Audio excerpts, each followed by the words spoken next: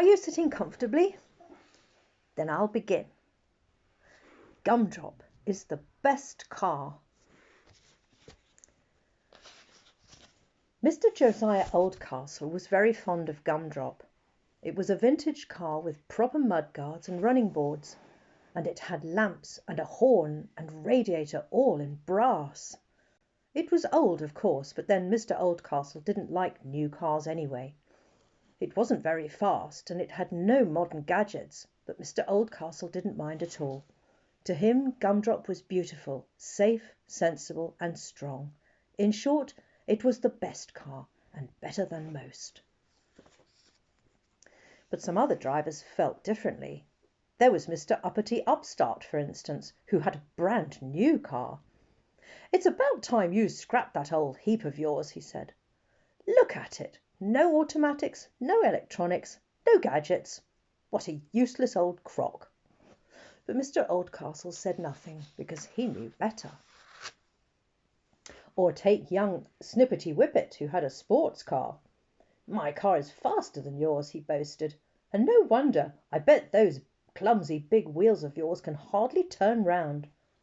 But Mr. Oldcastle just smiled and said nothing. Then there was Mrs. Pennypincher, who had a small car. "I can't imagine how you can afford to run such a heavy old car. It must use gallons of petrol." She looked very smug. "My little car is so economical it hardly uses any." Mr. Oldcastle said nothing, but smiled politely. Now it so happened that he went on a long journey one day. Driving along a lonely country road, he saw a small car standing in the way, and its driver was none other than Mrs. Pennypincher. "I've run out of petrol," she wailed, "and there isn't a garage for miles." She looked most upset. "Allow me to help, madam," said Mr. Oldcastle, as he unbolted Gumdrop's spare petrol can on the running board. He poured the fuel into the little car's tank. Mrs. Pincher was very grateful. "How sensible it is to carry spare petrol like that," she said. "I must say that Gumdrop is the best car after all." Mr. Oldcastle bowed politely. "And better than most," he said. A few days later Mr. Oldcastle went to visit a castle. As he parked Gumdrop in a nearby field, he noticed that a sports car was trying to leave. But its small wheels were spinning round on the wet grass and digging themselves into the mud.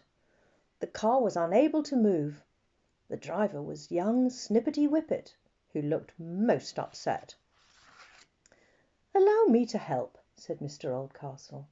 He tied a tow rope to the sports car, and Gumdrop pulled it slowly and surely out of the mud. Young Snippety was very grateful. "Fancy that! I didn't realize how strong those big wheels were. They'd grip on any slippery surface. I must say that Gumdrop is the best car after all." "Yes," agreed Mr. Oldcastle with a nod, "and better than most."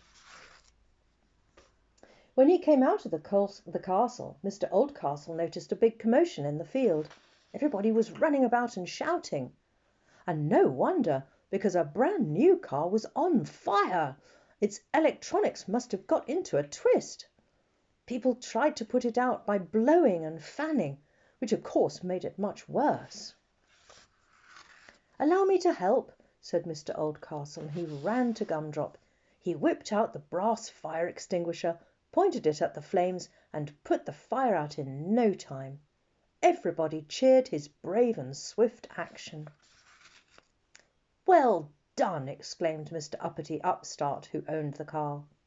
"With all my electronics and gadgets, yours is a much safer car, because it carries a fire extinguisher. I must say that Gumdrop is the best car after all." Mr. Oldcastle clamped the extinguisher back on the running board, got into Gumdrop, and started the engine. He smiled at Mr. Upstart. "Yes," he said, "and better than most." With which he waved at one and all and drove home. The end.